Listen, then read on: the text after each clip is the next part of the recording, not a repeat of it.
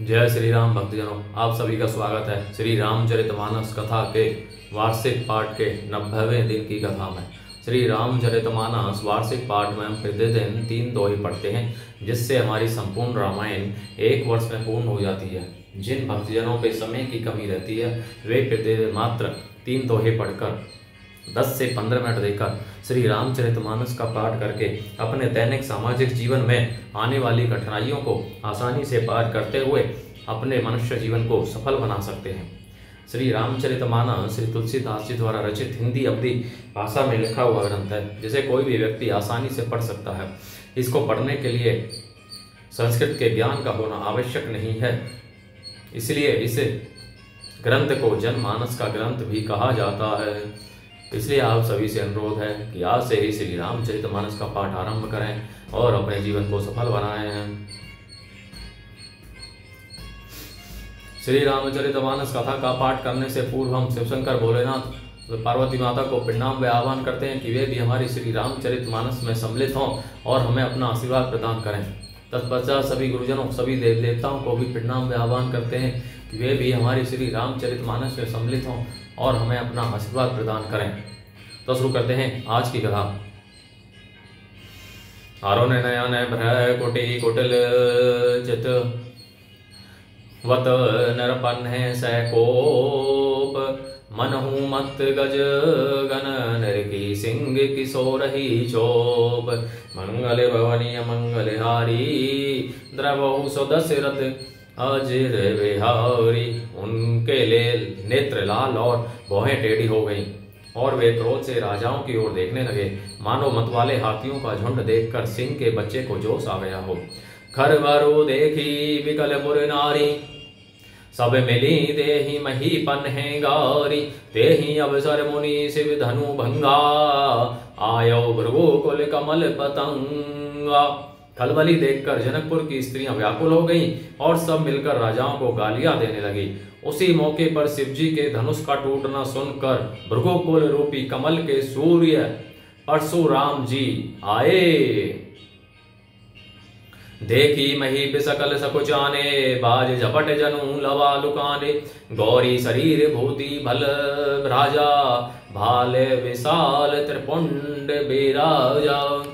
इन्हें देखकर सब राजा सकुचा गए, मानो बाज के झपटने पर बटेर लुक अर्थात छिप गए हों। गोरे शरीर पर विभूति भस्म बड़ी फब रही है और विशाल ललाट पर त्रिपुंड विशेष शोभा दे रहा है। शीश जटा शशि बदनु सुहावा रीसवद कछुक अरुण होई आवा। भ्रकुटी कुटिल नयन रिस राते सहजहूं चितवत मन हूं रिसाते। शरीर पर जटा है, सुंदर मुख चंद्र क्रोध के कारण कुछ लाल हो आया है। भौहें टेढ़ी और आंखें क्रोध से लाल हैं। सहज ही देखते हैं तो भी ऐसा जान पड़ता है कि मानो क्रोध कर रहे हैं। बिरसव कंद और बाहु विशाला चारु जने ओ माल मृगशाला। कटी मुनि बसन तून दोई बांधे धनु सर कर कुठारू कल कांधे। बैल के समान ऊंचे और पुष्ट कंधे हैं, छाती और भुजाएं विशाल हैं। सुंदर यपु पवित्र धारण किए, माला पहने और मृग चर्म लिए हैं। कमर में मुनियों का वस्त्र अर्थात वल्कल और 2 तरकस बंधे हैं। हाथ में धनुष बाण धारण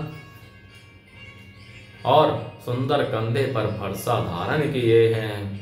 शांत बेसु कर निकट न वरन न जाई सहरूप। धरी मुनि तनु जनो वीर रसु आयो जहे सब भूप।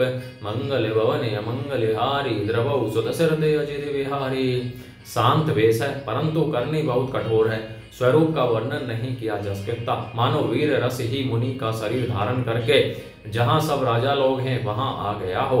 देखत भृगुपति बेसु कराला उठे सकल भय विकल भुआला। पितु समेत कही कही निज नामा लगे करन सब दंड प्रणाम।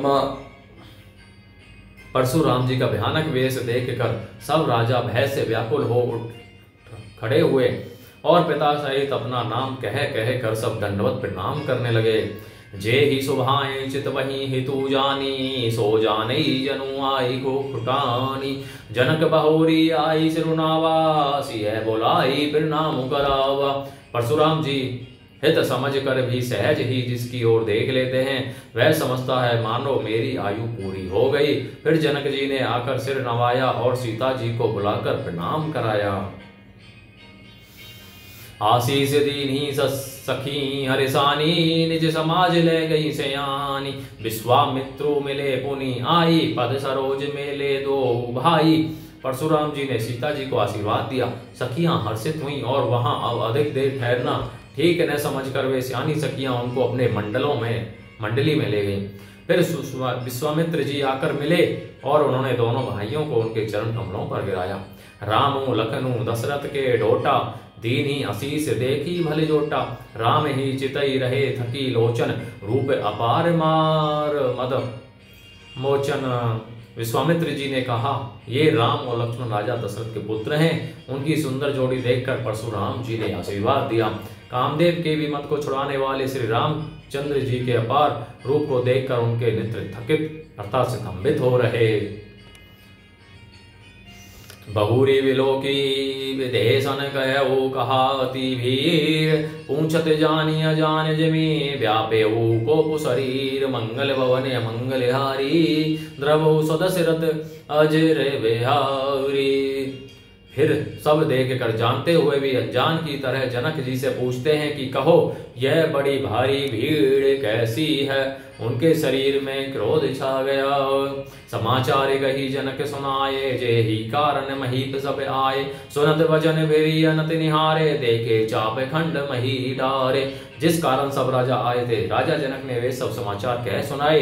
जनक के वचन सुनकर परशुराम जी ने फिर दूसरी ओर देखा तो धनुष के टुकड़े पृथ्वी पर पड़े हुए दिखाई दिए। अति रीस बोले वचन कठोरा, कहू जड़ जनक धनुष के तोरा। बेगी दिखाओ मूड ने ते आजू, उलटऊ मही जहे लही तब राजू। अत्यंत क्रोध में भरकर वे कठोर वचन बोले, रे मूर्ख जनक, बता धनुष किसने तोड़ा, उसे शीघ्र दिखा, नहीं तो अरे मूढ़, आज मैं जहां तक तेरा राज्य है वहां तक की पृथ्वी उलट दूंगा। अति डरो उतरो देत निरपूनाही, कुटिल भोग हरि से मन माही। सुर मुनि नाग नगर नर नारी, सोचे ही सकल त्रास उर भारी। राजा को अत्यंत डर लगा, जिसके कारण वे उत्तर नहीं देते। यह देखकर कुटिल राजा मन में बड़े प्रसन्न हुए। देवता मुनि नाग और नगर के स्त्री पुरुष सभी सोच करने लगे सबके हृदय में बड़ा भय है। मन पछताती सिय महतारी, विधि अब समरी बात बिगारी। भृगुपति कर स्वभाव सुनी सीता, अरद निमेष कल्प समय बीता। सीता जी की माता मन में पछता रही हैं कि हाय विधाता ने अब बनी बनाई बात बिगाड़ दी। परशुराम जी का स्वभाव सुनकर सीता जी को आधा क्षण भी कल्प के समान बीतने लगा। सह भय बिलो के लोग सब जानी, जानकी भीरो हृदय न हरे सुबिसाधु। कछु बोले श्री रघुवीरो, मंगल भवने मंगल हारी। द्रवौ सुदशरथ अजर बिहारी। तब श्री रामचंद्र जी सब लोगों को भयभीत देखकर और सीता जी को डरी हुई जानकर बोले। उनके हृदय में न कुछ हर्ष था न विशाल। बोलो जय श्री रामचंद्र की जय। शिव शंकर बोले नाथ जय, पार्वती माता की जय, सभी गुरुजनों सभी देव देवताओं की जय।